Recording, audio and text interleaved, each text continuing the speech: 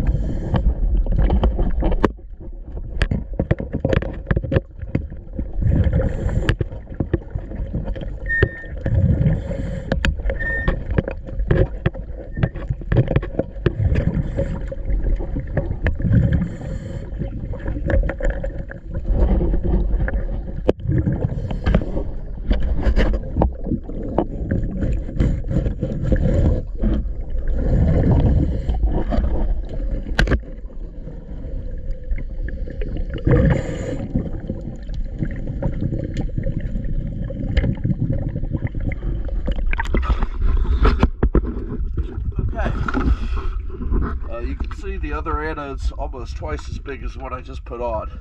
I am going to take it off though, leave it as a spare for you, get her cleaned up. She's got plenty of articles, so I'm going to have fun, get her cleaned, and I'll get you an after video. Maybe the water will have cleared up a little by then. So, thank you.